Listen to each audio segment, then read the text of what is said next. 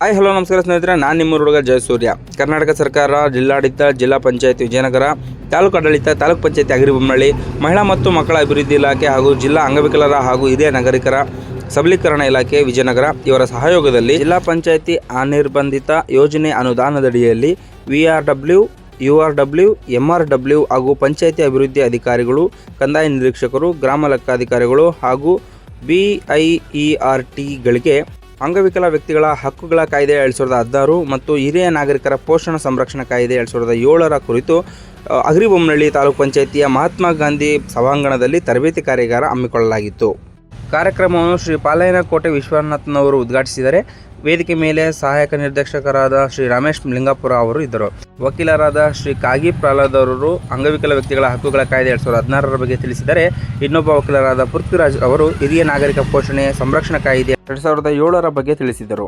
ಅಗ್ರಿಬೊಮ್ಮನಹಳ್ಳಿ ತಾಲೂಕಿನ VRW, URW, MRW ಮತ್ತು ಪಂಚಾಯಿತಿ ಅಭಿವೃದ್ಧಿ ಅಧಿಕಾರಿಗಳು, ಕಂದಾಯ ನಿರೀಕ್ಷಕರು, ಗ್ರಾಮ ಲೆಕ್ಕಾಧಿಕಾರಿಗಳು ಹಾಗೂ BIERTಗಳು ಭಾಗವಹಿಸಿದರು. NRLMನ ಗೋವಿಂದರಾಜು, ಬಸವರಾಜ ಹೆಗಡೆ, ಪ್ರಹ್ಲಾದ್, ಲಕ್ಷ್ಮಿ ಇತರರು ಭಾಗವಹಿಸಿದರು. ನಮ್ಮ ತಂದೆ ನಮ್ಮ ತಾಯಿ ನಾವು ಈ ಮಟ್ಟಿಗೆ ಬರ್ಲಿಕ್ಕೆ ಕಾರಣ ನಮ್ಮ ತಂದೆ ತಾಯಿಗಳು ಹೆಸರು ಹೇಳ್ಕೊಂಡು ಬಂದಿರ್ತಕ್ಕಂಥವ್ರು ಬೀದಿಗೆ ತಳ್ತಿರುತ್ತಂದ್ರೆ ಸರ್ಕಾರ ಇಂಥ ಸಂದರ್ಭದಲ್ಲಿ ಅನೇಕ ರೀತಿಯ ಕಟ್ಟುನಿಟ್ಟಾದ ಕಾರ್ಯಕ್ರಮಗಳನ್ನು ಹಾಕೊಂಡಿದೆ. ಸ್ಥಾಪನೆ ಮಾಡುವಂತ ಕಲ್ಯಾಣ ಯಾವ ತರ ಹಂಚಿಕೆ ಮಾಡುವುದು, ಅವರಿಗೆ ತೊಂದರೆ ಆದಂತ ಸಂದರ್ಭದಲ್ಲಿ ಯಾವ್ಯಾವ ವ್ಯಕ್ತಿಗಳನ್ನ ಮಾಡಿದ್ರೆ ಏನೇನು ಉಪಯೋಗ ಆಗುತ್ತದೆ ಎನ್ನುವಂಥದ್ದೆಲ್ಲ ಈ ಕಾನೂನಲ್ಲಿ ಇದೆ.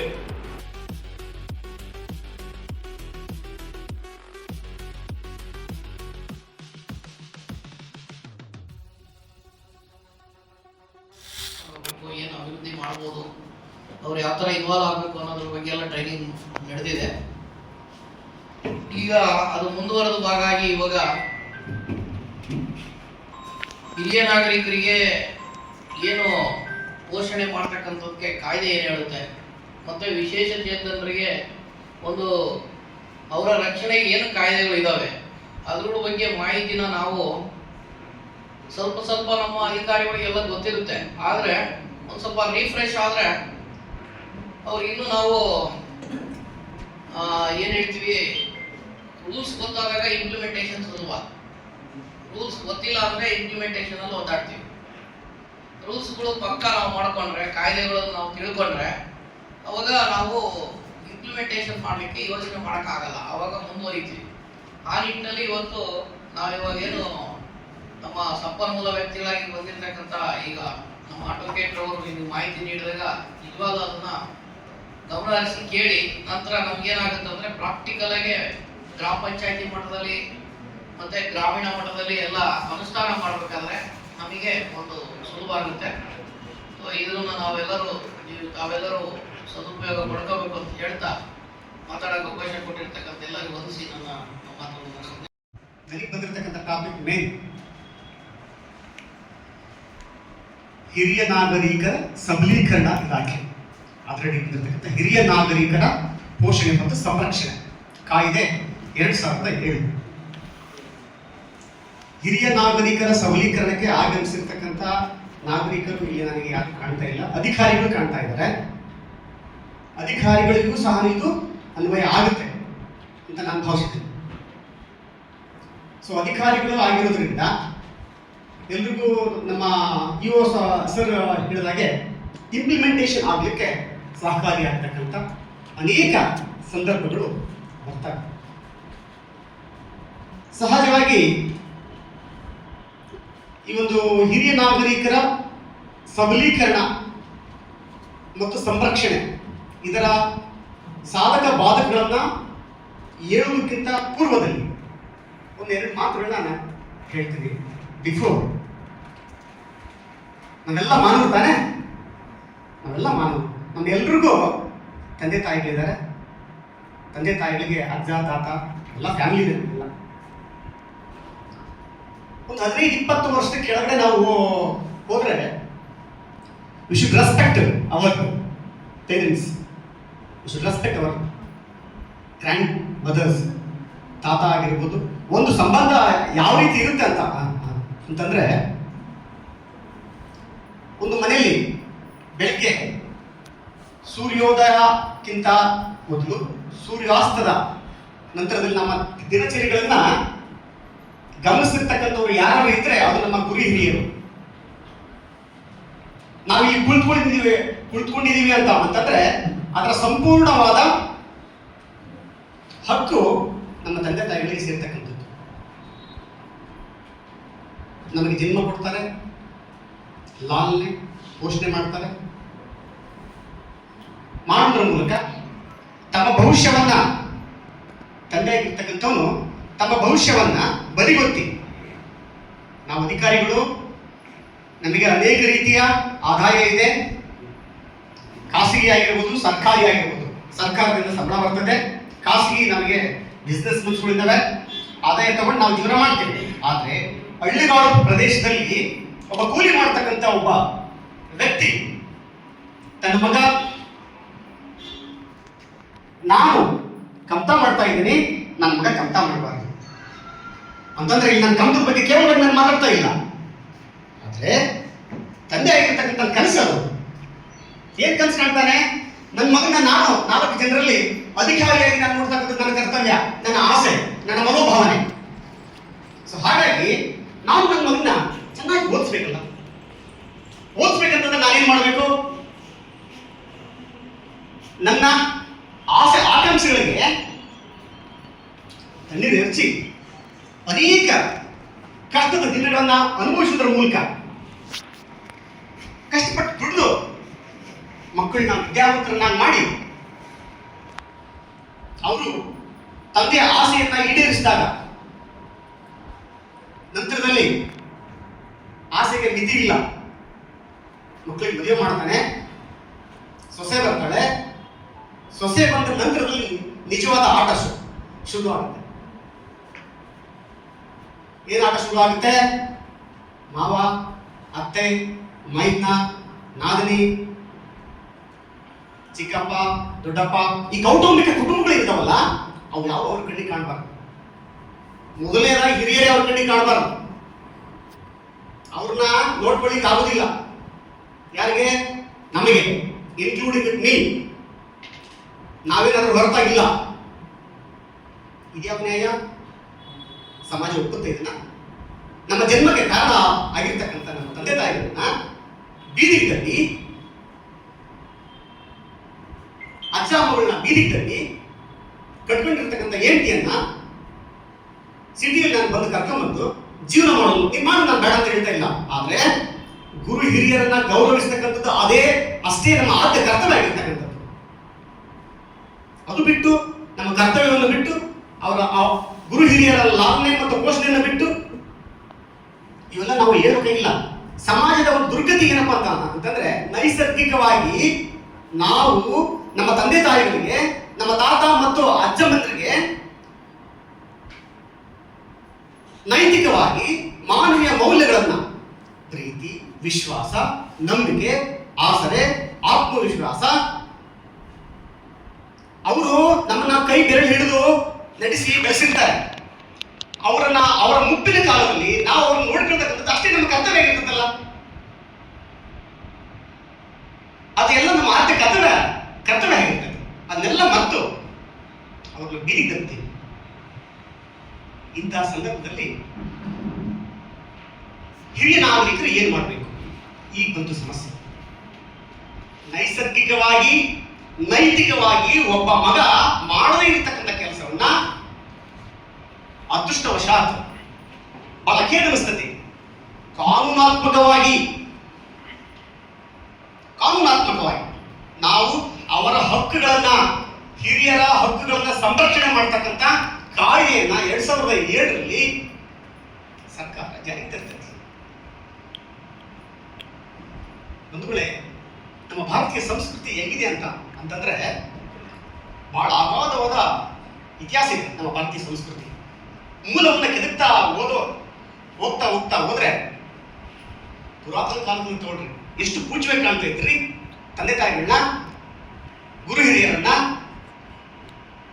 ಎಲ್ಲಿ ಹೋಗಿದೆ ಈಗ ಸಂಪ್ರದಾಯ? ಎಲ್ಲಿ ಹೋಗಿದೆ ಈಗ ಆಚಾರ ವಿಚಾರಗಳು? ಅದಕ್ಕೆ ಮೂಲ ಕಾರಣನು ನಮ್ಮ ತಂದೆ ತಾಯಿಗಳನ್ನೇ ಆಗಿದ್ದಾರೆ. ಲಾಜಿಕಲಿ ಸ್ವಲ್ಪ ಥಿಂಕ್ ಮಾಡೋಣ ನೋಡಿ. ನಾನು ನನ್ನ ಮಗನಿಗೆ ನನ್ನ ಕಷ್ಟ ಬರಬಾರದು ಅಂತಂದು ಸೈಕಲ್ ಕೊಡಿಸಿ, ಸ್ಮಾರ್ಟ್ ಫೋನ್ ಕೊಡಿಸಿ, ಬ್ಯಾಗ್ ಕೊಡಿಸಿ, ಮೊಬೈಲ್ ಕೊಡಿಸಿ, ಚೆನ್ನಾಗಿ ಓದಿಸಿ, ನೌಕರಿ ಕೊಡಿಸ್ತೀನಿ, ಮದುವೆ ಮಾಡ್ತೀನಿ. ಆದರೆ ನೈತಿಕ ಮೌಲ್ಯಗಳನ್ನ ನಾನು ಹೇಳೋದಿಲ್ಲ ಅವನಿಗೆ. ನೈತಿಕ ಮೌಲ್ಯಗಳು ತಂದೆ ಅಂದ್ರೆ ಏನ್ರಿ, ತಾಯಿ ಅಂದ್ರೆ ಏನು? 9 ತಿಂಗಳು ಹೊತ್ತು ನಿನ್ನ ಎತ್ತಿರ್ತಾಳೆ ತಂದೆ, ತನ್ನ ಜೀವನವನ್ನೇ ಸವಿಸಿರ್ತಾನೆ. ಒಂದು ತಾಸು ನಾವು ಮನೆಯಿಂದ ಆಚೆ ಕಾಣದಿದ್ದಾಗ ತಾಯಿ ಚಡಪಡಿಸ್ತದೆ. ಎಲ್ಲೋ ನನ್ನ ಮಗ ಬರಲೇ ಇಲ್ಲಲ್ಲ, ಫೋನ್ ಮಾಡಪ್ಪ ಅವನಿಗೆ. ತಂದೆ ಅನ್ಸಿಂದನು ಒಳಗೆ ಕೊರಗಿ ಫೋನ್ ಮಾಡ್ತಾನೆ. ಈ ಒಂದು ಸಂಬಂಧವನ್ನ ನಾವೇ ಒಂದು ತಪ್ಪಿಸ್ತಾ ಇದ್ದೀವಿ, ಹೇಳ್ಕೊಡುದಿಲ್ಲ ಅವನು. ಅವನೇನ್ ಮಾಡ್ತಾನೆ, ಟೆಕ್ನಾಲಜಿ ಬಹಳ ಮುಂದುವರೆದಿದೆ, ಲ್ಯಾಪ್ಟಾಪ್ ಕೊಡಿಸ್ತಾನೆ, ಮೊಬೈಲ್ ಕೊಡಿಸ್ತಾನೆ, ಸಂಬಂಧಗಳು ಬೆಲೆನೇ ಗೊತ್ತಿಲ್ಲ ಈಗಿನ ಜನರೇಷನ್ಗೆ. ದಿನನಿತ್ಯ ನಾವು ಟಿವಿ ಆನ್ ಮಾಡಿದ್ರೆ ಯಾವುದೇ ನ್ಯೂಸ್ ಅನ್ನು ಹಾಕಿ ಇವೆಲ್ಲ ಹೇಳ್ಕೊಡ್ಬೇಕಾ? Shape for the society. ನಮ್ಮ ತಂದೆ ತಾಯಿಗಳನ್ನ ನಾವು ಗೌರವವಾಗಿ ಕಾಣದೇ ಇದ್ರೆ ಈ ನಮ್ಮ ಜೀವನ ಇದ್ದು ಸಾರ್ಥಕತೆನಾ? ಮೋಸ ಮಾಡ್ತಂಗಲ್ಲ ನಾವು ನಮ್ಮ ತಂದೆ ತಾಯಿಗಳಿಗೆ. ವಿಚಾರ ಮಾಡಿ, ನಾವೆಲ್ಲ ಅಧಿಕಾರಿಗಳನ್ನ ಮರೆತು ಮಾನವರಾಗಿ ವಿಚಾರ ಮಾಡೋಣ. ಸಾಧ್ಯತೆ ಇದೆಯಾ? ಸಾಧ್ಯತೆ ಇಲ್ಲ. ನಮ್ಮ ಭಾರತೀಯ ಸಂಸ್ಕೃತಿ ಏನ್ ಹೇಳ್ತದೆ, ಹಸಿದು ತಿನ್ನುವುದು ಪ್ರಕೃತಿ ಅಂತ ಹೇಳ್ತದೆ. ಭಾರತೀಯ ಸಂಸ್ಕೃತಿ ಹಸಿದೆ ತಿನ್ನುವುದು ವಿಕೃತಿ. ತಾನು ಹಸಿದವರಿಗೆ ತಿನ್ನಿಸ್ತಕ್ಕಂಥದ್ದೇ ಭಾರತೀಯ ಸಂಸ್ಕೃತಿ. ಮನೆ ಒಳಗಡೆ ನಮ್ಮ ತಾತ ಕೂತ್ಕೊಂಡಿರ್ತಾನೆ,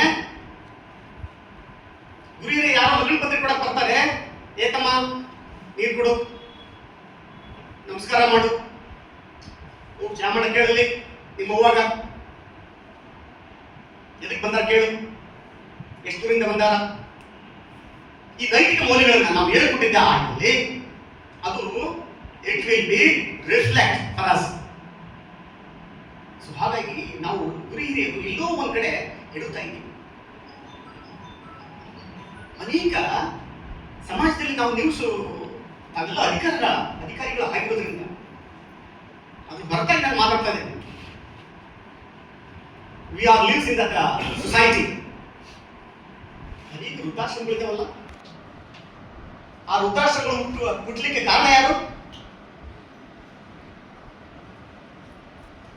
ರಾಯಚೂರಿನ ಒಬ್ಬ ಶ್ರೇಷ್ಠ ಸಿವಿಲ್ ನ್ಯಾಯಾಧೀಶರು ಹೇಳ್ತಾರೆ, ರಾಯಚೂರಿನಲ್ಲಿ ನಡೆದಿರ್ತಕ್ಕಂಥದ್ದು ಅವೆಲ್ಲ ದಿನನಿತ್ಯ ಮಾಧ್ಯಮಗಳನ್ನ, ಸಮೂಹ ಮಾಧ್ಯಮಗಳನ್ನ ಗಮನಿಸಿರೋದ್ರಿಂದ ಸಹಜವಾಗಿ ತಮ್ಮ ಗಮನಕ್ಕೆ ಬಂದಿದೆ ಅಂತ ಹೇಳ್ತೀನಿ. ಅವ್ರು ಹೇಳ್ತಾರೆ, ಸಿವಿಲ್ ನ್ಯಾಯಾಧೀಶರು ಮಗಳನ್ನ ಅತಿ ಪ್ರೀತಿ ವಿಶ್ವಾಸದಿಂದ ಸಾಕಿ ಸಲ್ಲಿ ಒಳ್ಳೆ ಜ್ಞಾನ ಕೊಟ್ಟು ಫಾರಿನಿಗೆ ಕಳಿಸ್ತಾನೆ. ಆಯ್ತು, ಹೋಗೋದಲ್ಲ ಒಂದು 10 ನಿಮಿಷ ಇನ್ಫಾರ್ಮೇಶನ್ ಶಾರ್ಟ್ಲಿ ಮುಗಿಸ್ಬೇಕಂತಂದ್ರೆ ಶಾರ್ಟ್ಲಿ ಮುಗಿಸ್ತೇನೆ. ತಮಗೆ ತೊಂದರೆ ಇಲ್ವಲ್ಲ? ಹೇಳ್ಬಾರ್ದಿಲ್ಲ. ನಮ್ಮ ತಂದೆ ನಮ್ಮ ತಾಯಿ ನಾವು ಈ ಮಟ್ಟಕ್ಕೆ ಬರ್ಲಿಕ್ಕೆ ಕಾರಣ ನಮ್ಮ ತಂದೆ ತಾಯಿಗಳು ಹೆಸರು ಹೇಳ್ಕೊಂಡು ಬಂದಿರ್ತಕ್ಕಂಥವ್ರು ಬೀದಿಗೆ ತಳ್ತಿರುತ್ತಂದ್ರೆ ಸರ್ಕಾರ ಇಂಥ ಸಂದರ್ಭದಲ್ಲಿ ಅನೇಕ ರೀತಿಯ ಕಟ್ಟುನಿಟ್ಟಾದ ಕಾರ್ಯಕ್ರಮಗಳನ್ನು ಹಾಕೊಂಡಿದೆ. ಅಷ್ಟು ಸುಲಭಿಲ್ಲ. ನಾಳೆ ನೀವೆಲ್ಲ ರಿಟೈರ್ಮೆಂಟ್ ಆಗ್ತೀರಾ, ಎಲ್ಲರೂ ರಿಟೈರ್ಮೆಂಟ್ ಆಗ್ತೀರಾ, ಇನ್ಕ್ಲೂಡಿಂಗ್ ನೀ. ನಿಜವಾದ ಆಟ ಅವಾಗ ಶುರುವಾಗುತ್ತೆ. ಕಾನೂನು ಸಹಾಯ ತಂದೆ ತಾಯಿಗಳನ್ನ ಮಕ್ಕಳು ಸರಿಯಾಗಿ ನೋಡ್ಕೊಳ್ಳದೆ ಇದ್ದಾಗ ಏನ್ ಮಾಡ್ಬೇಕ್ರಿ? Department of police, department of medical, so many business mans, ಯಾವುದೇ ಹೊರತಾಗಿಲ್ಲ. ಇದು ಈ ಪಿಡುಗಿ ಏನಿಲ್ಲ, ಸಮಾಜ ಪಿಡುಗಿದ್ದಾಗ ಇದು ಒಂಥರ. ಹಿರಿಯರನ್ನು ನಾವು ಗೌರವಿಸದೇ ಇರೋದು ಸಮಾಜದ ಪಿಡುಗಿದ್ದಂಗಿದು. 2007ರಲ್ಲಿ ತಮಗೆ ವ್ಯಾಖ್ಯಾನ ಅವಶ್ಯಕತೆ ಇಲ್ಲ ಅಂತ ನನ್ನ ಒಂದು ಭಾವನೆ. ಹಿರಿಯರು ಅಂತಂದ್ರೆ ಯಾರು? ಹಿರಿಯರು ಎಷ್ಟು ವರ್ಷದ ನಂತರ ಎಲ್ಲ ಗೊತ್ತಿದೆ ಅಂತ ನಾನು ಅನ್ಕೊಂಡಿದ್ದೀನಿ, ಇಲ್ಲಿ ನೆರೆದಿರ್ತಕ್ಕಂಥ ಎಲ್ರಿಗೂ. ಸೊ ಹಾಗಾಗಿ ಈ ಒಂದು ವ್ಯವಸ್ಥೆಯಿಂದ ಹಿರಿಯರನ್ನ ಯಾವ ರೀತಿ ನಾವು ರಕ್ಷಣೆ ಮಾಡಬೇಕು, the topic is start now. ಹಿರಿಯರನ್ನ ನಾವು ಯಾವ ರೀತಿ ರಕ್ಷಣೆ ಮಾಡಬಹುದು? ಅನೇಕ ರೀತಿಯ ಸಂದರ್ಭದಲ್ಲಿ ಹಿರಿಯರು ಏನ್ ಮಾಡ್ತಾರೆ, ಭವಬಂಧನಗಳಿಗೆ ಒಳಪಟ್ಟು, ಸಂಬಂಧಗಳಿಗೆ ಬೆಲೆ ಕೊಟ್ಟು, ಭಾವನೆಗಳಿಗೆ ಬೆಲೆ ಕೊಟ್ಟು ಏನ್ ಮಾಡ್ತಾರೆ, ನನ್ನ ಮಗ ಇದನ್ನ ತಗೋ, ನನ್ನ ಸೊಸೆ ಇದ್ದಾಳೆ, ಚೆನ್ನಾಗಿ ನೋಡ್ಕೊಂತಾರೆ, ಗಳಿಸಿರ್ತಕ್ಕಂಥ ಆಸ್ತಿನ ದಾನವಾಗಿಯೋ ಕೊಟೇಶನ್ ಮೂಲಕನೋ ಕೊಟ್ಬಿಡ್ತಾನೆ. ದಾನವಾಗಿ ಕೊಡೋದಕ್ಕಿಂತ ಪೂರ್ವದಲ್ಲಿ ಸೊಸೆ ಮತ್ತು ಮಗ ಎಲ್ಲಾರನ್ನ ನೋಡ್ಕೊಂತಿರ್ತಾರೆ. ಅವ್ರದ್ದು ಆರ್ಟಿಫಿಷಿಯಲ್ ನೋಡ್ಬೇಕು, ದಿನಕ್ಕೆ 10 ಸಲ ಫೋನ್ ಮಾಡೋದು ತಂದೆ ತಾಯಿಗಳಿಗೆ, ಅವ್ರನ್ನ ಕೇರ್ ತಗೊಳ್ತಕ್ಕಂಥ ಮನೋಭಾವಗಳು ನೋಡ್ತಕ್ಕಂಥದ್ದು. ಯಾವಾಗ ಆಸ್ತಿ ತಗೊಂಡ್ಬಿಡ್ತಾರೋ ಆಟೋಮೆಟಿಕ್ ಆಗಿ ಇವ್ರನ್ನ ಗುರಿ ಹಿರಿಯರ ಬಗ್ಗೆ ನಾನು ಹೇಳ್ಬೇಕಾಗಿಲ್ಲ, ಎಲ್ಲರ ಮನೆಯಲ್ಲೂ ಗುರಿ ಹಿರಿಯರಿದ್ದಾರೆ ಅಲ್ವಾ? ತಂದೆ ತಾಯಿಗಳು ಎಲ್ಲರ ಮನೆಯಲ್ಲಿದ್ದಾರೆ. ವಯಸ್ಸಾದ ಅಜ್ಜ, ತಾತ, ಅಜ್ಜಿ, ಚಿಕ್ಕಮ್ಮ, ಚಿಕ್ಕಪ್ಪ, ಏಜ್ ಆಗಿರ್ತಕ್ಕಂಥ ಎಲ್ಲರ ಮನೇಲಿ ಇರ್ತಾರೆ. ಇವರ ದಿನನಿತ್ಯ ಸಮಸ್ಯೆಗಳು ಹೇಳ್ತಿದ್ರು. ಆ ಸಮಸ್ಯೆಗಳನ್ನ ಸ್ವಲ್ಪ ಬ್ರೀಫ್ ಆಗಿ ಹೇಳೋದಕ್ಕಿಂತ ಮುಂಚೆ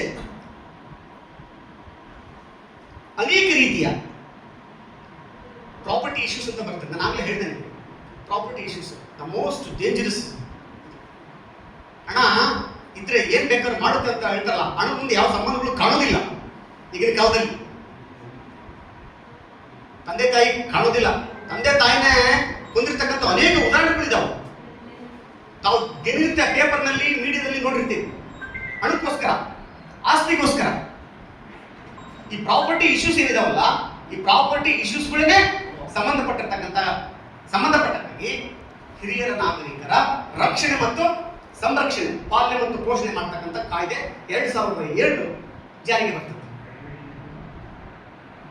ಸಹಜವಾಗಿ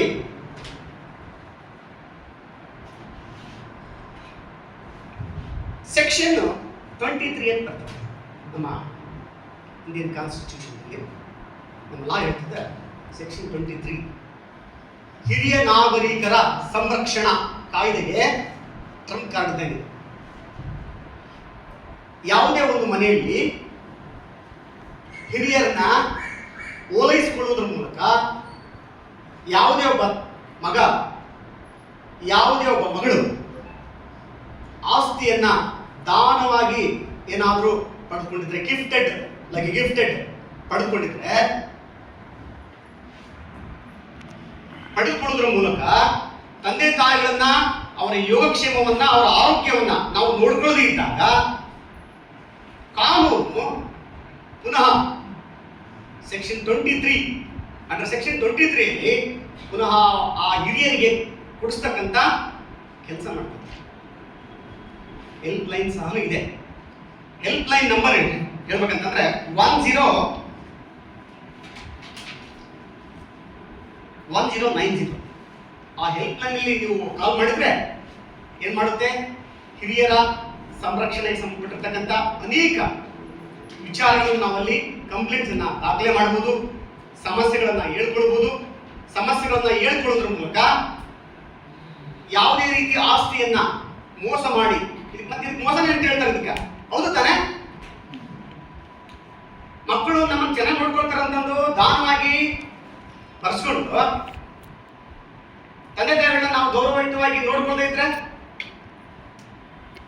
ಏನ್ ಮಾಡ್ಬೇಕು ಅಂತ ಹಿರಿಯರು ಫಾಸ್ಟ್ ಎಸಿಯಲ್ಲಿ ನಾವು ಫೈಟ್ ಮಾಡಬೇಕಾಗುತ್ತೆ. ಅಸಿಸ್ಟೆಂಟ್ ಕಮಿಷನರ್ ಆ ಒಂದು ವ್ಯಾಪ್ತಿ ಪ್ರದೇಶದ ಅಸಿಸ್ಟೆಂಟ್ ಕಮಿಷನರ್ಗೆ ಪವರ್ ಇರ್ತದೆ. ಅದು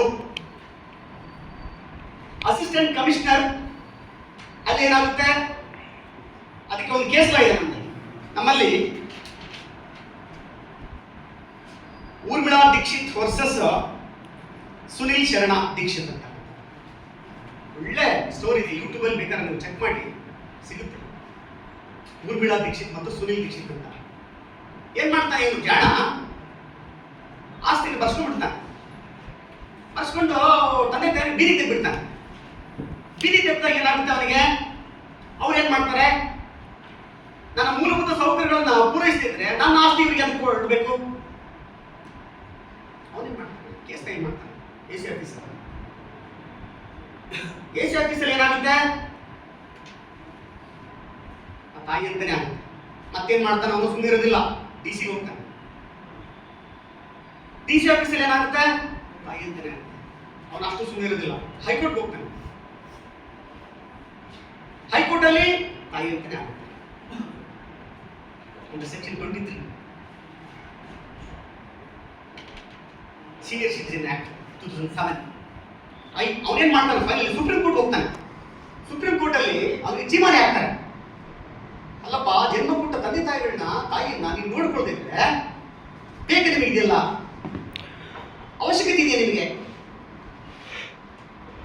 ಸೊ ಹಾಗಾಗಿ ಊರ್ಮಿಳಾ ಮತ್ತು ಸುನಿಲ್ ಅಂತಕ್ಕಂಥ ಈ ಒಂದು ಪ್ರಕರಣ ಬಹಳ ಪ್ರಚಲಿತವರು. ಯಾವುದೇ ಒಬ್ಬ ಹಿರಿಯ ನಾಗರಿಕರ ಆಸ್ತಿಯನ್ನ ದಾನವಾಗಿ ಅವರ ಮಕ್ಕಳಿಗೆ ಕೊಟ್ಟುವಂತಹ ಸಂದರ್ಭದಲ್ಲಿ ಮಕ್ಕಳು ಹಿರಿಯರನ್ನ ಗೌರವಿತವಾಗಿ ಅವರ ಆರೋಗ್ಯ ಲಾಲನೆ ಪೋಷಣೆ ಮಾಡದೇ ಇದ್ದಾಗ ಮಾನ್ಯ ನ್ಯಾಯಾಲಯ ಆಸ್ತಿಯನ್ನ ಪುನಃ ಹಿರಿಯರಿಗೆ ವಾಪಸ್ ಕೊಡಿಸ್ತಕ್ಕಂಥ ಅಧಿಕಾರ ಮಾನ್ಯ ನ್ಯಾಯಾಲಯಕ್ಕೆ ಇದೆ. ಸಾಮಾನ್ಯ ಜನರಲ್ಲಿ ಇದು ತಿಳುವಳಿಕೆ ಐತೋ ಇಲ್ಲ ಗೊತ್ತಿಲ್ಲ. ನಾನು ಗಿಫ್ಟೆಡ್ ಆಗಿ ದಾನ ಮಾಡ್ಕೊಟ್ಬಿಡು ಅಂತ ಹೇಳ್ತಿರ್ತಾರ. ಗಿಫ್ಟೆಡ್ ಬರ್ಸಕ್ ನೀನು ಒಂದು ಬಾಂಡ್ ತಗೊಂಬಾ, ವಿಲ್ ಬರ್ಸ್ಬಿಟ್ಟಾನ.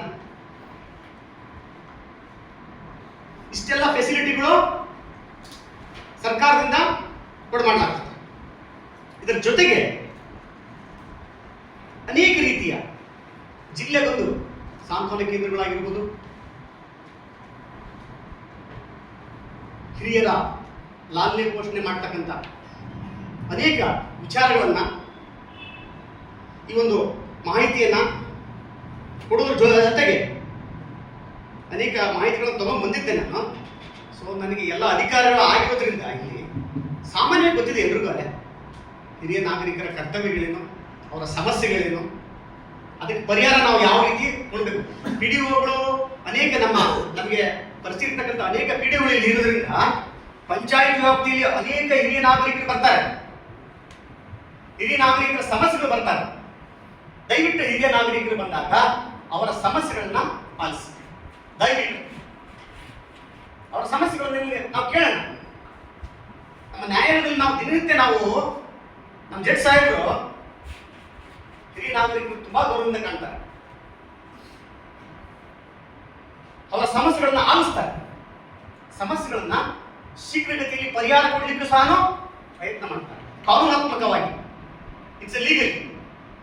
ಸೊ ಹಾಗಾಗಿ ನಡೆದಿರ್ತಕ್ಕಂಥ ಎಲ್ಲರಲ್ಲಿ ನನ್ನ ಮನವಿ ಏನಪ್ಪಾ ಅಂತಂದ್ರೆ, ನಾವೆಲ್ಲ ಭಾರತದ ಭವಿಷ್ಯವನ್ನ ಕಟ್ತಾ ಇರೋರು, ನಮಗೂ ಫ್ಯಾಮಿಲಿ ಇದೆ. ನಾವು ನಮ್ಮ ತಂದೆ ತಾಯಿಗಳನ್ನ ಗೌರವಿಸಿದಲ್ಲಿ ಮಾತ್ರ ನಮ್ಮ ಮಕ್ಕಳು ನಮ್ಮನ್ನ ಗೌರವಿಸ್ತವೆ. ನಾವು ನಮ್ಮ ತಂದೆ ತಾಯಿಗಳನ್ನ, ಅವರ ತಂದೆ ತಾಯಿಗಳ ಮೂಲಭೂತ ಸೌಕರ್ಯಗಳನ್ನ ಪೂರೈಸಿದಲ್ಲಿ ಮಾತ್ರ ನಮ್ಮ ಮಕ್ಕಳು ನಮ್ಮನ್ನ ಗೌರವಿಸ್ತವೆ. ಕಾಲಚಕ್ರ ರುಟೀನ್ ಆಗ್ತಾ ಇರುತ್ತೆ. ಕರ್ಮ ಎಲ್ಲಿ ಹೋಗೋದಿಲ್ಲ. ಕರ್ಮ ವಿಲ್ ಬಿ ರಿಟರ್ನ್. ನಾವು ಮಾಡಿದ್ದೇವೆ ಈಗ.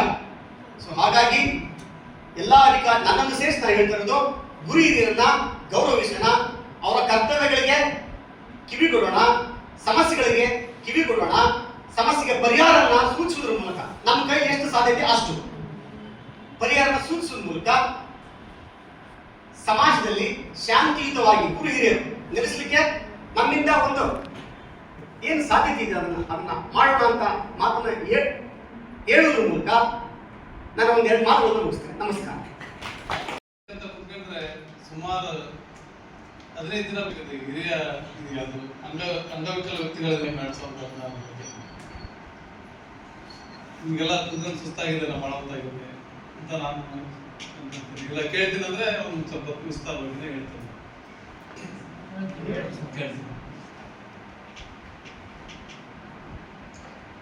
ಕಲಬೇಡ ಅಲ್ಲಬೇಡ ಉಸಿಯ ನುಡಿಯಲು ಬೇಡ, ಅನ್ಯಯರಿಗೆ ಅಸಹ್ಯ ಪಡಬೇಡ, ತನ್ನ ಬಣ್ಣಿಸಬೇಡ ಇದರ ಅಳಿಯಲು ಬೇಡ, ಇದೇ ಅಂತರಂಗ ಸುದ್ದಿ, ಇದೇ ಬೈರಲ್ಲ ಸುದ್ದಿ. ಈ ಸಮಾಜದಲ್ಲಿ ಏನೇನಾಗುತ್ತಿದೆಯೋ ಅದಕ್ಕೆ ನಾವೆಲ್ಲರೂ ಕಾರಣರು. ಬರೇ ಕತ್ತಲನ್ನು ದೂಷಿಸುವ ಬದಲು ಒಂದು ಚಿಕ್ಕ ದೀಪವನ್ನಾದರೂ ಹಚ್ಚುವಲ್ಲಿ ನಾವು ಕರ್ತವ್ಯ ನಿರ್ವಹಿಸಿದರೆ ನಮ್ಮ ಜೀವನ ಸಾರ್ಥಕವಾಗುತ್ತದೆ ಎನ್ನುವಂತ ವಿವೇಕಾನಂದರ ಮಾತನ್ನು ಈ ಸಂದರ್ಭದಲ್ಲಿ ನಾವು ನೀವೆಲ್ಲ ಹಂಚಬೇಕು. ತನ್ನಂತೆ ಪರರ ಬಗೆದೊಡೆ ಕೈಲಾಸ ಭಿನ್ನಾಣ ಉಕ್ಕು ಸರ್ವಜ್ಞ ಐಂದಿರೇ ಪರವೋ ಧರ್ಮ. ಎಲ್ಲ ಕಾನೂನುಗಳ ಬಗ್ಗೆ ಹೇಳ್ಕೊಂತ ಹೋದ್ರೆ ನಮ್ಗೆಲ್ಲ ಕಾನೂನುಗಳು ಇವತ್ತು ನಾವು ಅಂಗವಿಕಲರ ಬಗ್ಗೆ ಮಾತಾಡ್ತೀವಪ್ಪ ಅಂದ್ರೆ ಇದನ್ನ ನಾವು ಕಾನೂನು ರೀತಿಯಿಂದ ನೋಡೋ ತಪ್ಪು ಅಂತ ನನ್ನ ವೈಯಕ್ತಿಕವಾದಂತ ಭಾವನೆ. ಯಾಕಂತ ಕೇಳಿದ್ರೆ ನಾವೆಲ್ಲ ಮನುಷ್ಯರು, ಹೌದಾ? ಕಾನೂನನ್ನ ತಲೆಯಲ್ಲಿ ಇಟ್ಕೊಂಡು ಕೆಲಸ ಮಾಡೋದಕ್ಕಿಂತ ಕಾನೂನನ್ನ ಹೃದಯದಲ್ಲಿ ಇಟ್ಕೊಂಡು ನಾವು ಕೆಲಸ ಮಾಡ್ಬೇಕಂತ ನನ್ನ ವೈಯಕ್ತಿಕವಾದಂತ ಅಭಿಪ್ರಾಯ. ಇವತ್ತಿನ ದಿನ ಯಾಕೆ ಹೇಳ್ತಾ ಇದ್ದೀನಪ್ಪ ನಾನು ಅಂದ್ರೆ, ಈ ಮನುಷ್ಯ ಅನ್ನೋನು ಎಷ್ಟು ಡೇಂಜರ್ ಅಂದ್ರೆ, ಇಷ್ಟೆಲ್ಲ 1200ಕ್ಕಿಂತ ಹೆಚ್ಚಿಗೆ ಕಾನೂನುಗಳು ನಮ್ಮ ದೇಶದಲ್ಲಿದೆ. ಎಷ್ಟಿದೋ ಕಾನೂನುಗಳು? ಇನ್ನೊಂದ್ಸರಿ ಹೇಳ್ಬೇಕು. ಈಗ ಇಲ್ಲಿ 2 ಕಾನೂನುಗಳ ಬಗ್ಗೆ ನಾವು ಮಾತಾಡ್ತೇವೆ ಇವತ್ತಿನ ದಿನ. 1200ಕ್ಕಿಂತ ಹೆಚ್ಚಿಗೆ ಕಾನೂನುಗಳು ನಮ್ಮ ದೇಶದಲ್ಲಿವೆ. ಬಿಲೋ 900 ನಾವೆಲ್ಲ ಅಪ್ಲೈ ಮಾಡ್ಕೊಂತ ಇದ್ದೇವೆ. ಅವು ಇನ್ನೊಂದು ಸ್ವಲ್ಪ ಗೌಣವಾಗಿದ್ದವು. ಇವೆ ಅವು 900 ಕೆಳಗೆ ಬರ್ತಕ್ಕಂಥ ಇವೆರಡು ಕೂಡ. ಹೌದು. ಇದಕ್ಕೆಲ್ಲ ತಳಾದಿ ಯಾವುದಪ್ಪ ಅಂದ್ರೆ ನಾವು ನೀವೆಲ್ಲ ಅಳವಡಿಸ್ಕೊಂಡಿರುವಂತ ಸಂವಿಧಾನ. ಭಾರತದ ದೇಶದ ಸಂವಿಧಾನ ಬೃಹತ್ ಸಂವಿಧಾನ. 2 ವರ್ಷ 11 ತಿಂಗಳು 18 ದಿನಗಳ ಕಾಲ ಈ ಒಂದು ಸಂವಿಧಾನ ರಚನೆ ಮಾಡಿದ್ದಾರೆ. 2 ವರ್ಷ 11 ತಿಂಗಳು 18 ದಿನಗಳ ಕಾಲ ರಚನೆ ಮಾಡಿರುವಂತ ಎಲ್ಲ ಈ ಸಂವಿಧಾನಕ್ಕಂತ ಎಲ್ಲ ಕಾಯ್ದೆ ಕಾನೂನುಗಳಿಗೆ ಅಡಿಪಾಯ. ಈಗೇನು ನಾವು 1200ಕ್ಕಿಂತ ಹೆಚ್ಚಿಗೆ ಕಾನೂನುಗಳಿದಾವಲ್ಲ, ಇವೆಲ್ಲವೂ ಇದ್ರ ಕೆಳಗೆ ಬರ್ತಕ್ಕಂಥವು. ನೀವು ಎಲ್ಲಾದ್ರೂ ಯಾವುದೇ ಕಾನೂನು ಹೋದ್ರಿ, ಯಾವ ಕಾನೂನು ಹೋದ್ರೂ ಇದಕ್ಕೆ ಲಿಂಕ್ ಇದೆ. ಸಂವಿಧಾನಕ್ಕೆ ಲಿಂಕ್ ಇಲ್ಲದಲ್ಲೇ ಒಂದು ಕಾನೂನುಗಳಿಲ್ಲ. ಇಂಥ ಕಾಯ್ದೆ ಕಾನೂನುಗಳು ಯಾಕೆ ತಾಂಬಲ್ಲ? ಇದನ್ನ 2016ರಲ್ಲಿ ಅಂಗವಿಕಲ ವ್ಯಕ್ತಿಗಳ ನಿಯಮ 2016 ಯಾಕೆ ತಗೊಂಡ್ರಪ್ಪ ಅಂದ್ರೆ, ಯಾವುದೇ ಒಂದು ಕಾಯ್ದೆ ಕಾನೂನುಗಳು ನಾವು ಇಂಪ್ಲಿಮೆಂಟ್ ಮಾಡ್ತೀವಪ್ಪ ಅಂದ್ರೆ ಅದಕ್ಕೆ ಹಿನ್ನೆಲೆ ಇರ್ತದೆ. ಉದಾಹರಣೆಗೆ ನೀವೆಲ್ಲ ಇಲ್ಲಿ ವಿಲೇಜ್ ಆಪರೇಟರ್ಗಳಿದ್ದೀರಿ, ಜೊತೆಗೆ ಪಿಡಿಒಗಳಿದ್ದೀರಿ, VRW MW ಇರ್ತಕ್ಕಂಥವ್ರು ಎಲ್ಲರೂ ನೀವು ಎಲ್ಲಿ ಗ್ರಾಮೀಣ ಮಟ್ಟದಲ್ಲಿ ಒಂದು ತಳ ಸಮುದಾಯದಿಂದ ಒಂದು ಸಮಾಜವನ್ನು ಕಟ್ಟುವಂತವ್ರು ಇಲ್ಲಿದ್ದೀರಿ. ಇಂಥ ಕಾನೂನುಗಳು ನಿಮ್ಗೆಲ್ಲ ಗೊತ್ತಿರುವಂತಂದ್ರೆ ಬಾಲ ಕಾರ್ಮಿಕ ನಿಷೇಧ ಕಾಯ್ದೆ ಅಂತ ಬಂತು, ತಮಗೆಲ್ಲ ಗೊತ್ತಿರುವಂತದ್ದು. ಆ ಕಾಯ್ದೆ ಯಾಕೆ ಬಂತು ಅಂತ ಯಾರಿಗಾದ್ರೂ ಗೊತ್ತಿದೆನಾ? ಗೊತ್ತಾ? ನಾವು ಈ ಸಂವಿಧಾನದಲ್ಲಿ ಏನ್ ಮಾಡಿದ್ವಿ, ಆರ್ಟಿಕಲ್ 50 ಏನ್ ಹೇಳ್ತದಪ್ಪ ಅಂದ್ರೆ ಕಾರ್ಯಾಂಗ ಮತ್ತು ನ್ಯಾಯಾಂಗ ಬೇರೆ ಬೇರೆ ಅಂತ ಹೇಳ್ತದೆ. ಕಾರ್ಯಾಂಗದಲ್ಲಿ ಏನಾದ್ರು ತೊಂದರೆ ಆದಂತ ಸಂದರ್ಭದಲ್ಲಿ ನ್ಯಾಯಾಂಗ ಅದಕ್ಕೆ ಅಡ್ಡ ಹೋಗ್ತದೆ. ಅಡ್ಡೋಗಿ ಸ್ವಯಂ ಪ್ರೇರಿತವಾಗಿ ಕೇಸ್ಗಳನ್ನು ದಾಖಲೆ ಮಾಡ್ತಿರ್ತದೆ. ಆ ಒಂದು ಸಂದರ್ಭದಲ್ಲಿ ಏನಾಯ್ತು ಅಂದ್ರೆ, ತಮಿಳುನಾಡು ತಮ್ಗೆಲ್ಲ ಗೊತ್ತಿರುವಂತದ್ದು. ತಮಿಳುನಾಡಿನಲ್ಲಿ ಶಿವಕಾಶಿ ಅನ್ನುವಂತ ಒಂದು ಪ್ರದೇಶ ಇದೆ, ತಮ್ಗೆಲ್ಲ ಗೊತ್ತಾ? ಎದಕ್ಕೆ ಫೇಮಸ್ ಆಗಿತ್ತು ಅದು ಶಿವಕಾಶಿ ಅನ್ನುವಂಥದ್ದು? ಕರೆಕ್ಟ್ ಹೇಳಿ ಸರ್. ಅವರು ಪಟಾಕಿ ಮಾಡ್ಲಿಕ್ಕೆ ಹೆಸರುವಾಸಿ ಆಗಿರ್ತಕ್ಕಂಥ ಒಂದು ನಗರ ಅದು ಶಿವಕಾಶಿ ಅನ್ನುವಂಥದ್ದು. ಅಲ್ಲಿ ಪಟಾಕಿ ಕಾರ್ಖಾನೆಯಲ್ಲಿ 18 ಇಯರ್ಸ್ ಇರ್ತಕ್ಕಂಥ ಮಕ್ಕಳು ಕೆಲ್ಸಕ್ಕೆ ಹೋಗಿರ್ತಾರೆ. ಕೆಲ್ಸಕ್ಕೆ ಹೋಗಿರ್ತಕ್ಕಂಥ ಸಮಯದಲ್ಲಿ ಏನಾಗ್ತದೆ ಅಂದ್ರೆ, ಪಟಾಕಿ ಕಾರ್ಖಾನೆಗೆ ಬೆಂಕಿ ಬಿದ್ದುಬಿಡುತ್ತದೆ. ಬೆಂಕಿ ಬಿದ್ದಂತ ಸಂದರ್ಭದಲ್ಲಿ ಏನಾಗ್ಬೋದು, ಕಲ್ಪನೆ ಮಾಡ್ಕೊಳಕ್ಕಾಗ್ತದೆ ನಮ್ಮ ಕಡೆಯಿಂದ ನಿಮ್ ಕಡೆಯಿಂದ. ಎಲ್ಲ ಬಿಲೋ 18 ಇಯರ್ಸ್ ಇರ್ತಕ್ಕಂಥ ಮಕ್ಕಳು ಆ ಪಟಾಕಿ ಕಾರ್ಖಾನೆಯಲ್ಲಿ ಕೆಲಸ ಮಾಡುವಂತ ಸಂದರ್ಭದಲ್ಲಿ ಆ ಬೆಂಕಿ ಬಿದ್ದ ತಕ್ಷಣ ಏನಾಗ್ತದೆ ಅಂದ್ರೆ ಅರೆಬಂದ ಸ್ಥಿತಿಯಲ್ಲಿ ಮರಣವನ್ನು ಹೊಂದಿಬಿಡ್ತಾರೆ. ಮಕ್ಕಳನ್ನ ನಾವೇನಂತ ಕರಿತೀವಿ, ಮಾನವ ಲೋಕದ ಪುಷ್ಪಗಳು ಅಂತ ಕರಿತೀವಿ. ಸಮಾಜದಲ್ಲಿ ಅವರಲ್ಲಿ ಅವರ ಮುಂದಿನ ಭಾರತ ದೇಶದ ಪ್ರಜೆ ಆಗುವಂತವ್ರು, ಅವರಿಗೆ ನಾವು ಮನುಷ್ಯತ್ವದ ಪುಷ್ಪಗಳು ನಾವು ಬಿಟ್ಟು ಹೋಗ್ಬೇಕಲ್ಲ ಅವ್ರಿಗೆ ಏನಾದ್ರು ಪೀಳಿಗೆಗೆ. ಆ ಮಕ್ಕಳನ್ನು ನೋಡಿ ಅದೆಲ್ಲ ತೊಂದರೆ ಆದ್ಮೇಲೆ MC ನೇತ್ರ ಅನ್ನುವಂಥವ್ರು ಒಂದು ಇದನ್ನ ರಿಟ್ ಪಿಟಿಷನ್ ಫೈಲ್ ಮಾಡ್ಕೊಂತಾರೆ. ಸಾರ್ವಜನಿಕ ಹಿತಾಸಕ್ತಿ ಫೈಲ್ ಮಾಡ್ಕೊಂಡಂತ ಸಂದರ್ಭದಲ್ಲಿ ಏನಾಗ್ತದೆ ಅಂದ್ರೆ, ಆ ಒಂದು ಬಡವಳಿನೇ ಯಾವುದು ಬಾಲ ಕಾರ್ಮಿಕ ಕಾಯ್ದೆ. ಇಂಥ ಕಾಯ್ದೆಗಳು ಯಾಕೆ ಬರ್ತಾವಪ್ಪ ನಮ್ಮ ಸಮಾಜಕ್ಕೆ? ನಮಗೆಲ್ಲ ಇಷ್ಟ ಬಂದ ಕಾಯ್ದೆಗಳು ನಾವು ಯಾಕೆ ಇಂಪ್ಲಿಮೆಂಟೇಷನ್ ಮಾಡ್ಕೊಂತೀವಪ್ಪ ಅನ್ನಕ್ಕೆ ನಮ್ಮ ಒಬ್ಬರು ಹಿರಿಯ ಜಡ್ಜ್ಗಳು ಹೇಳ್ತಾರೆ. ಏನ್ ಹೇಳ್ತಾರೆ ಅಂದ್ರೆ, ನಮ್ಮನ್ನ ಆಳುವಂತ ಜನಪ್ರತಿನಿಧಿಗಳು ಮತ್ತು ಆಡಳಿತ ಸೇವಾ ವರ್ಗ ಆಡಳಿತ ಸೇವಾ ವರ್ಗ ಅಂದ್ರೆ ನಾವು ನೀವೆಲ್ಲರೂ ಬರ್ತೀವಿ. ನಾವು ವಿಫಲರಾದಂತ ಸಂದರ್ಭದಲ್ಲಿ ಏನಾಗ್ತದೆ, ಇಂದ ಅನೇಕ ರೀತಿಯ ಕಾಯ್ದೆಗಳನ್ನು ನಾವು ತರಲೇಬೇಕಾಗ್ತದೆ. RTI ಕಾಯ್ದೆ ಬಂತು, ಯಾಕೆ ಬಂತದು? ಜನರಿಗೆ ಆಡಳಿತಾತ್ಮಕವಾಗಿ ಪಾರದರ್ಶಕತೆ ಇರಲಿ, ಭ್ರಷ್ಟಾಚಾರ ಮಾಡುವಂಥದ್ದು ಎಲ್ಲರಿಗೂ ತಿಳಿಲಿ ಅನ್ನೋ ಒಂದು ಉದ್ದೇಶ ಇಟ್ಕೊಂಡು, ಅದು ಕೂಡ ಇಂಡಿಯನ್ ಕಾನ್ಸ್ಟಿಟ್ಯೂಷನ್ ಅಲ್ಲೇ ನಮಗೆ ಬಹಿರಂಗವಾಗಿರ್ಬೇಕು ಅನ್ನೋ ಒಂದು ಉದ್ದೇಶ ಇಟ್ಕೊಂಡು ಅದು ಬಂತು. ಇಂಥ ಯಾವುದೇ ಕಾಯ್ದೆಗಳು ಬರಲಿ, ಕಾನೂನುಗಳು ಬರಲಿ, ಇವೆಲ್ಲ ಏನಾಗ್ತದೆ ಅಂದ್ರೆ ವಿಶಾಖ ಕೇಸ್, ನಿಮ್ಗೆಲ್ಲ ಮಹಿಳೆಯರಿಗೆ ವಿಶಾಖ ಕೇಸ್, ಹೆಣ್ಮ ಕೋರ್ಟಿಗೆ ಹೋಗ್ತಾಳೆ, ಕೋರ್ಟಿಗೆ ಹೋಗಂತ ಸಂದರ್ಭದಲ್ಲಿ ಆಕೆ ಆಗಿರ್ತಕ್ಕಂಥ ಆಫೀಸಲ್ಲಿ ಕಿರುಕುಳ ಆಗಿರ್ತಕ್ಕಂಥ ತೊಂದರೆಗಳು ಅದನ್ನೆಲ್ಲ ನೋಡಿ ಆದ್ಮೇಲೆ ಏನಾಯ್ತು, ಆಮೇಲೆ ಒಂದು ಮಹಿಳೆಯರಿಗಾಗಿನೇ ವಿಶೇಷವಾದಂತ ಒಂದು ಸಮಿತಿಯನ್ನ ಎಲ್ಲ ಇಲಾಖೆಯನ್ನು ರಚನೆ ಮಾಡ್ಬೇಕನ್ನುವಂಥದ್ದು. ನೀವು ಯಾವುದೇ ಒಂದು ಕಾನೂನುಗಳಿಗೆ ಹೋಗ್ರಿ, ಅವೆಲ್ಲ ಅದಕ್ಕಿಂತಲೇ ಏನಪ್ಪ ಅಂದ್ರೆ ನಮ್ಮ ಇಂಡಿಯನ್ ಕಾನ್ಸ್ಟಿಟ್ಯೂಷನ್ ಜೊತೆಗೆ ನಮ್ಮ ಕೋರ್ಟ್, ನ್ಯಾಯಾಲಯ ಅದೇ ತರ.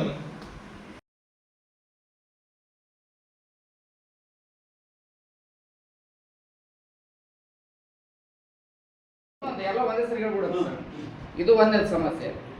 ಎರಡನೇ ಸಮಸ್ಯೆ ಏನಂದ್ರೆ ಕೆಲವು ನಮ್ಮ ಅಂಗವಿಕಲರು ಮಾಸಾಸನಕ್ಕೆ ಅರ್ಜಿ ಹಾಕಿರ್ತಾರೆ. ಈಗ ಎರಡು ರೀತಿ ಮಾಸಾಸನ ಇದೆ ಸರ್. 75 ಮೇಲ್ಪಟ್ಟ ಅಂಗವಿಕಲರಿಗೆ 14,000 ರೂಪಾಯಿ ಅಥವಾ 2,000 ರೂಪಾಯಿ ಅಂತ ಬಂದಿದೆ. ಇನ್ನೊಬ್ಬರಿಗೆ 75 ಕಡಿಮೆ ಪರ್ಸೆಂಟೇಜ್ ಇರೋರಿಗೆ 800 ರೂಪಾಯಿ ಅಂತಿದೆ. ಈಗ ಡಾಕ್ಟರ್ಗಳು 75% ಹಾಕಿ ಕೊಟ್ಟ ಮೇಲೆ, ಯುಡಿಐಡಿ ಕಾರ್ಡ್ ಕೊಟ್ಟ ಮೇಲೆ ಕೂಡ 75% ಇರ್ತಾವಲ್ಲ, ಅವರಿಗೆ 1,400-1,400 ರೂಪಾಯಿ ಕೊಡ್ಬೇಕು, ಇಲ್ಲ 2,000 ರೂಪಾಯಿ ಕೊಡ್ಬೇಕು. ಆದ್ರೆ 800 ರೂಪಾಯಿನ ಕೊಡ್ತಾರ. ಇದು ಒಂದು ಸಮಸ್ಯೆ. ಮೂರನೇ ದಿನದ ಏನಂದ್ರೆ ಕೋರ್ಟ್ ಸರ್. ಕೋರ್ಟಲ್ಲಿ ನಮಗೆ ಮೇಲೆ ಹತ್ಲಿಕ್ಕೆ ಲಿಫ್ಟ್ ಇಲ್ಲ, ರ್ಯಾಂಪ್ ಇಲ್ಲ. ಇದಕ್ಕೆ ಏನ್ ಮಾಡ್ಬೇಕು ನಾವು ಮುಂದೆ ಅಂತ. ಯಾಕಂದ್ರೆ ನಾವೇ ಹಕ್ಕುಗಳ ಬಗ್ಗೆ ಮಾತಾಡ್ತೀವಿ, ಹಕ್ಕುಗಳ ಬಗ್ಗೆ ತಿಳ್ಕೊಂತೀವಿ, ಅದನ್ನ ಇಂಪ್ಲಿಮೆಂಟ್ ಮಾಡ್ಬೇಕು ಅಂತ ನಾವೇ ಅಂತೀವಿ ಅಂದಾಗ, ಅದಕ್ಕೆ ನಾವೇ ಸರಿಯಾಗಿ ಅದನ್ನ ಪಾಲನೆ ಮಾಡಲಿಲ್ಲ ಅಂತಂದ್ರೆ ಅದು ಹೆಂಗ ಸರ್? ನೀವು ಇವೆಲ್ಲ ಸಿಂಪಲ್ ಇವೆಲ್ಲ ಬಗೆಹರಿಸೋದು ನನ್ನ ದೃಷ್ಟಿಯಲ್ಲಿ ಹೇಳ್ತಾ ಇದ್ದೀನಿ. ಈಗ ಮೆಡಿಕಲ್ ಆಫೀಸರ್ ಕೊಟ್ಟಿಲ್ಲ ಅಂತ ಹೇಳಿದ್ರಿ, ಎಷ್ಟು 3 ತಿಂಗಳು ಅಂತ ಹೇಳಿದ್ರಿ. ಒಂದು 15 ದಿನ, 1 ತಿಂಗಳು ಆದ್ಮೇಲೆ ನಾವು ಇಂಥ ತಾರೀಕಿಗೆಲ್ಲ ಕೊಟ್ಟಿದ್ವಿ, ನೀವೇನು ಇದ್ರ ಬಗ್ಗೆ ಕ್ರಮ ತಗೊಂಡಿಲ್ಲ, ನೀವು ಕ್ರಮ ತಗೊಳ್ಳೋದಕ್ಕಾಗಿನ ನಾವು ಸೂಕ್ತ ಒಂದು ನ್ಯಾಯಾಲಯದಲ್ಲಿ ದಾಖಲೆ ಮಾಡ್ಬೇಕಂತ ಹೇಳಿ ಒಂದು ಅರ್ಜಿ ಕೊಟ್ಬಿಡ್ರಿ ಅವ್ರಿಗೆ. ಕೊಟ್ಟು 15 ದಿವಸ ಬಿಟ್ಟು ಬಂದಿದ್ದು ನಮ್ಮ ತಾಲೂಕಾ ಕಾನೂನು ಸೇವಾ ಸಮಿತಿಗೆ ಲೆಟರ್ ಕೊಡ್ರಿ. ನಿಮಗೆ ಇನ್ನೊಂದು ಹೇಳ್ತೀನಿ ನೋಡ್ರಿ, ಯಾರಾದರೂ ನಿಮ್ಮ ಅರ್ಜಿಗಳನ್ನ ತಗೊಳಕ್ಕೆ ತಿರಸ್ಕಾರ ಮಾಡ್ತಾರೆ. ಬಹಳ ಜನಕ್ಕೆ ಬಂದಾಗಿರೋದಿಲ್ಲ, ನಾನು ಅರ್ಜಿ ಬರ್ಕೊಂಡೋಗಿನಿ ಅವ್ರು ತಗೊಳೋದಿಲ್ಲ, ಆಮೇಲೆ ನಾವು ಕೊಡೋಕ್ಕಾಗಲ್ಲ, ಅವ್ರ ಕೈಯಲ್ಲಿ ಕೈ ಹಾಕಿ ಇನ್ವಾರ್ಡ್ನಾಗ ಕೊಟ್ಟು ಇಶ್ಯೂಡ್ ಆಕ್ಷನ್ ಬರ್ರಿ ಬಂದು ಅವರು ಇನ್ವಾರ್ಡ್ನಾಗ ತಗೊಳಲ್ಲ. ಅವ್ರು ಆಮೇಲೆ ಏನ್ ಮಾಡ್ತಾರ, ಈಗ RTI ಅರ್ಜಿಗಳು ತಗೊಂಡು ಹೋಗ್ತಿರ್ತೀರಿ ನೀವು ಎಲ್ಲರೂ, ತಗೊಂಡು ಹೋದ ಸಂದರ್ಭದಲ್ಲಿ ಏನ್ ಮಾಡ್ತಾರ, ಅವರು ಇನ್ವಾರ್ಡ್ನಾಗ ತಗೊಳಕ ಸಾಹೇಬ್ ಕೊಡ್ಲಿ ಅಂತಾರೆ. ಸಾಹೇಬ್ ಎಲ್ಲಿ ಮಾಡ್ತೀವಿ ಹಿಂಗ ಟೈಮ್ ಕೊಡಂಗ ಅಂತ ಹೇಳಿ ಕಳಿಸ್ಬಿಡ್ತಾರೆ. ನೀವು ಆ ಸಂದರ್ಭದಲ್ಲಿ ಏನ್ ಮಾಡ್ಬೇಕಂದ್ರೆ, ಯಾರು ತಿರಸ್ಕೃತ ಮಾಡ್ತಾರೋ ಅರ್ಜಿಗಳು ನಾವು ಕೊಡುವಂತ ಸಂದರ್ಭದಲ್ಲಿ ನೀವು ಹೋಗಿದ್ದು ಅರ್ಪಣೆ ಮಾಡ್ಬಿಡಕ್ ಅವರು ವಿತ್ ಅಕ್ನಾಲಜ್ಮೆಂಟ್. ಅರ್ಥ ಆಗ್ತದೆ ನಾನು ಹೇಳೋದು? ನೀವು ಅವ್ರಿಗೆ ಒಂದು ಲೆಟರ್ ಬರೀರಿ, ಇಷ್ಟು ದಿನ ಆದ್ರೂ ನೀವು ತಗೊಂಡಲ್ಲ, ನೀವೇನೋ ತಗೊಳ್ಳೋದಂತ ಸಂದರ್ಭದಲ್ಲಿ ಸೂಕ್ತ ಒಂದು ನ್ಯಾಯಾಲಯದಲ್ಲಿ ತಾವೇ ಹೋಗ್ಬೇಕತ್ತೆ ಅಂತ ನೀವು ಅದನ್ನ ಆ ಲೆಟರ್ ವಿತ್ ಒಂದು ಅರ್ಜಿ ಬರೀರಿ. ತಾಲೂಕು ಕಾನೂನು ಸೇವಾ ಸಮಿತಿ ಹಗರಿಬೊಮ್ಮಳ್ಳಿ ಅಂತಂದ್ರೆ ಸದಸ್ಯ ಕಾರ್ಯದರ್ಶಿಗಳು, ತಾಲೂಕು ಕಾನೂನು ಸೇವಾ ಸಮಿತಿ ಹಗರಿಬೊಮ್ಮಳ್ಳಿ. ಈ ಅಡ್ರೆಸ್ಸಿಗೆ ಒಂದು ಲೆಟರ್ ತಗೊಂಡ್ಬಂದ್ರೆ ಅಲ್ಲಿ ನಮ್ಮ ಇಬ್ರು ಅಲ್ಲಿ ಕರ್ತವ್ಯ ನಿರ್ವಹಿಸಿರುವಂತರು ಸತೀಶ ಮತ್ತು ಕೃಷ್ಣ ಅಂತ ಇಬ್ರು ಇದ್ದಾರೆ. ಆಮೇಲೆ ನಾವೊಂದು 15-16 ಜನ ಫ್ಯಾಮಿಲಿ ಅಡ್ವೊಕೇಟ್ಸ್ ಇದ್ವಿ. ಅಲ್ಲಿ ಏನ್ ಮಾಡ್ತಾರೆ ಅಂದ್ರೆ, ನಿಮ್ಮ ಅರ್ಜಿ ತಗೊಂತಾರೆ, ಅರ್ಜಿ ತಗೊಂಡ ಅಲ್ಲಿ ದೂರನ್ನ ದಾಖಲೆ ಮಾಡ್ಕೊಂತಾರೆ. ದಾಖಲೆ ಮಾಡ್ಕೊಂಡು ಅವ್ರಿಗೆ ಮತ್ತೇನ್ ಮಾಡ್ತಾರೆ, ಕೋರ್ಟಿಂದ ನೋಟಿಸ್ ಇಶ್ಯೂ ಮಾಡ್ತಾರೆ. ಆಮೇಲೆ ಅಲ್ಲಿ ಅವರು ಬಂದ ತಕ್ಷಣ ಏನ್ ಮಾಡ್ತಾರೆ, ಹುಡುಗರು ಈ ತರ ನಿಮ್ಮ ಮೇಲೆ ಅರ್ಜಿ ಬಂದಿದೆ, ಏನಾಗಿದೆ ಏನಿಲ್ಲ ಅಂತ ಅವ್ರು ಇಮಿಡಿಯೇಟ್ ಕೇಳ್ತಾರೆ ಫೋನ್ ಮಾಡಿ. ಅವರಿಗೆ ಫೋನ್ ನಂಬರ್ ಅವೆಲ್ಲ ಸಿಗಲ್ಲ ಅಂದ್ರೆ ದಾಖಲೆ ಮಾಡ್ಕೊಂತಾರೆ, ಅವ್ರು ನೋಟಿಸ್ ಇಶ್ಯೂ ಮಾಡಿ ಕಳಿಸ್ತಾರೆ. ಅವ್ರಿಗೆ ಕಾಶಿ ಅವರು ನಿಮ್ಮನ್ನ ಎನ್ಕ್ವೈರಿ ಮಾಡ್ತಾರೆ, ಅಲ್ಲಿ ಏನಾಗೈತಿ ಮತ್ತೆ ಅದನ್ನಾದ್ರೂ ಕೂಡ ಅದೇ ಟೈಪ್ ಮಾಡಿದ್ದ ರೋಡಿಂದ ಹೇಳ್ತಾರೆ ಇಶ್ಯೂ. ಅದನ್ನ ಏನು ನಾವು ಲೆಟರ್ ಬರ್ತೀವಿ, ಅದನ್ನ ಬರ್ತೀವಿ ಅಂತ ಹೇಳಿ ಅವ್ರು ಬಂದು ಮೌಖಿಕವಾಗಿ ಡೇಟ್ ಅಂತ ನೋಡ್ತಾರೆ. ಸಾಹೇಬರು ಏನಿದು ಕೋರ್ಟ್ ಅನ್ಕೊಂಡ್ರೆ ಏನ್ ಅನ್ಕೊಂಡ್ರೆ ನೀವು ಬರ್ದಿರಿ ಅಂತ ಹೇಳ್ಬಿಟ್ಟು ನಾನು ಮುಟ್ಕೊಂಡ್ಬಿಡ್ಬೇಕು, ಅದನ್ನ ಏನೇನು ಬರ್ದಿರಿ ಎಲ್ಲೇನು ಬರ್ದಿರಿ ಅಂತ ಹೇಳಿ ನೆಕ್ಸ್ಟ್ ಡೇಟ್ ಕೊಟ್ಟು ಕರ್ಸಿದ್ರು. 3-4 ಡೇಟ ಕ್ಲೋಸ್ ಮಾಡ್ಬಿಡ್ತಾರೆ. ನಾವು ನೀವು ಅದನ್ನ ಕೊಡ್ರಿ, ಅದನ್ನು ಕೊಡ್ರಿ. ಆಮೇಲೆ ಈಗ ಇದೊಂದು ಏನೋ ಹೇಳಿದ್ರಲ್ಲ, ಅದನ್ನು ಕೊಡ್ರಿ, ಮಾಶಾಸನಕ್ಕೂ ಕೊಡ್ರಿ. ನಿಮ್ಗೆ ಇದಂತಲ್ಲ, ನೀವು ಯಾವೇ ಇರ್ಬೋದು. ಈಗ ನಾವು ಒಂದು ಉದಾಹರಣೆಗೆ ನಾವೇನ್ ಮಾಡ್ತೀವಿ, ಒಂದು ವಂಶವೃಕ್ಷಕ್ಕೆ ಅರ್ಜಿ ಹಾಕ್ಬಿಡ್ತೀವಿ. ಅರ್ಜಿ ಹಾಕಿದಾಗ ಕೆಲವೊಬ್ರು ಯಾವ ಅಲ್ಲಿ ಈಗೆಲ್ಲ ಕಡಿಮೆ ಆಗ್ತಾರಲ್ಲ, ಬಹಳ ಒಳ್ಳೆ ಇರ್ತಾರೆ. ಈಗೆಲ್ಲ ಏನು CET ಬಂದಿರ್ತಕ್ಕಂಥ ಹುಡುಗರು, ಆಮೇಲೆ ಈಗೇನು ಪರ್ಸೆಂಟೇಜ್ ಮಾಡ್ಕೊಂಡು ಬಂದಿರ್ತಕ್ಕಂಥವ್ರು ಇವರೆಲ್ಲ ಅದನ್ನಲ್ಲ ಬಹಳ ಒಳ್ಳೆಯವ್ರೆ. ನಾವು ಒಂದು ವಂಶವೃಕ್ಷಕ್ಕೆ ಅರ್ಜಿ ಹಾಕ್ತೀವಿ ಅಂತ ತಿಳ್ಕೊಂಡ್ರೆ, ಅವ್ರು ಏನೋ ಒಂದು ಉದ್ದೇಶ ಇಟ್ಕೊಂಡು ಅದನ್ನ ರಿಜೆಕ್ಟ್ ಮಾಡ್ಬಿಡ್ತಾರೆ. ರಿಜೆಕ್ಟ್ ಮಾಡಿದ ತಕ್ಷಣ ಅವರೇ ಫೈನಲ್ ಅಲ್ಲ, ಇಲ್ಲ ಅವ್ರು ಇನ್ನೊಂದು ಏನ್ ಹೇಳ್ತಾರೆ, ಬೇರೆ ಅರ್ಜಿ ಹಾಕ್ರಿ ಅಂತ ಹೇಳ್ತಾರೆ. ನೀವು ಅದನ್ನ ಏನ್ ಮಾಡ್ಬೇಕು, ಅಪೀಲ್ ಅಥಾರಿಟಿಗೆ ಕೊಡ್ಬೇಕಾಗುತ್ತೆ. ಅದನ್ನ ಯಾವ ಹಂತದಲ್ಲಿ ಆಗ್ತದೆ ಅಂದ್ರೆ ಅಲ್ಲಿ ರೆವಿನ್ಯೂ ಡಿಪಾರ್ಟ್ಮೆಂಟ್ ಅಲ್ಲಿ ಮೋಸ್ಟ್ಲಿ ವಿಎಗಳು ಅದರಲ್ಲಿ ಯಾರಾದ್ರು RI ಅದನ್ನ ಫೈನಲ್ ಮಾಡ್ತಾರೆ ವಂಶಕ್ಕೆ ಸಂಬಂಧಪಟ್ಟಂಗ. ಹೌದಾ? ಅದನ್ನ RI ಅವರು ನಾವೇನ್ ಮಾಡ್ಬೇಕು, ಅಪೀಲೇಟ್ ಅಥಾರಿಟಿ ಯಾರು ಮಾಡ್ತಾರೆ RI ಅಥವಾ DT ಗೆ ಹಾಕಬಹುದು, ನಾವು ಅಪೀಲ್ ಹಾಕಬಹುದು. ನಾವು ಇಂಥ ಅರ್ಜಿ ಸಂಖ್ಯೆ ಇಂಥ ಆಡಿ ನಂಬರ್ ಇದೆ, ನಾವು ಹಿಂಗ್ ಹಾಕಿದ್ವಿ, ಇದನ್ನ ಈ ಯಾವುದೇ ಒಂದು ತಪ್ಪಿಲ್ಲದಲ್ಲೇ ಅದನ್ನ ರಿಜೆಕ್ಟ್ ಮಾಡ್ಯಾರ ಅಂತ ಹೇಳಿ ಅಲ್ಲಿ ಏನ್ ಮಾಡ್ತಾರೆ ಅವ್ರು ಅಪೀಲಿಗೆ ಮತ್ತೆ ನಮ್ಮನ್ನ ಅವ್ರು ನೋಟಿಸ್ ಕೊಟ್ಟು ಕಳಿಸ್ತಾರೆ. ಕರೆಸಿ ಅಲ್ಲಿ ಏನ್ ಪ್ರಾಬ್ಲಮ್ ಆಗೈತಿ ಅಥವಾ ಏನಾದ್ರು ಸಪೋರ್ಟಿಂಗ್ ಡಾಕ್ಯುಮೆಂಟ್ ಬೇಕಾದ್ರೆ ತಗೊಂಡು ಅವ್ರಿಗೆ ಆರ್ಡರ್ ಮಾಡ್ತಾರೆ, ಇವನ್ನೆಲ್ಲ ತಗೊಂಡು ಇನ್ನ ಮಾಡಿಕೊಡ್ರಿ ಅವ್ರಿಗೆ ಮುಂಚೆ ನೀವು ಅಲ್ಲೇ ಕುತ್ಕೊಂಡು ನಿಜವಾಗ್ಲು ನಾನು ಹೇಳಿದ್ನಲ್ರಿ ಅವಾಗಲೇ, ಈ 2,000 ಜನಸಂಖ್ಯೆಗೆ ಇರ್ತಕ್ಕಂಥ ಒಬ್ಬರಿಗೆ 250 ಜನಕ್ಕೆ ಒಬ್ರು ಅವ್ರನ್ನ ಕರ್ಕೊಂಡ್ ಕೊಟ್ರೆ ಬೆಟರ್ ಇದು ಸರ್ ಒಬ್ಬರೇ ಕೊಟ್ಟರೆ ಸಾಕು ಸರ್. ಇಷ್ಟೇ ತಾರೀಕು ಇಷ್ಟು ಜನಕ್ಕೆ ಅರ್ಜಿ ಕೊಟ್ಟಿದ್ವಿ ಬಂದ್ರೆ ಆಗೈತೆ ಅಂತ ಆಮೇಲೆ ನೀವು ಅವರ ಹುಷಾರ್ ಅಲ್ರಿ ಪದೇ ಪದೇ ಅವ್ರನ್ನ ಈಗ ಮೊನ್ನೆ ನಾವು ಮಾತಾಡ್ದಾಗ CM ಅವರು ಇನ್ನೊಂದ್ಸಲ ಅಸೈನ್ಮೆಂಟ್ ಮಾಡ್ತೀನಿ ಅಂದ್ರು. ಅಂದ್ರೆ ಅವ್ರನ್ನ ಕರ್ಸಕ್ ಆಗಲ್ಲ ಸರ್. ಅವ್ರು ಎಂತ ಪರಿಸ್ಥಿತಿ ಅರ್ಥ ಆಗತ್ತೆ ಸರ್. ಸಾಹೇಬ್ ಗೊತ್ತಾಗ್ತದೆ ಅವ್ರು ಏನಂತಾರ ಏನ್ ಕೆಲಸ ಮಾಡ್ತೀನಿ ಅಂತ ಕೇಳ್ಬೋದು. ಅವ್ರಲ್ಲ ಅವಂತರಿಗೆ ನೀವು ಇಷ್ಟು ದಿನ ಯಾಕೆ ಲೇಟ್ ಮಾಡಿರಿ ನೀವು ಅವ್ರು ಮಾತಾಡ್ತಾರೆ. ನಿಮ್ಗೆ ನಾನು ಹೇಳೋದಲ್ಲ, ಸಾಹೇಬ್ ಎಷ್ಟು ಸ್ಟಾರ್ಟ್ ಅಂತ ನಿಮ್ಗೆ ಗೊತ್ತಾಗುತ್ತೆ. ಅಲ್ಲಿ ಹೋಗಿ ಸಂದರ್ಶನ ಮಾಡಿಸಿ 2 ಸಲ ಸರ್ 2 ದಿನದಲ್ಲಿ ಕೇಳಪ್ಪ ಏನಿಲ್ಲ ಸಕ್ಕರೆ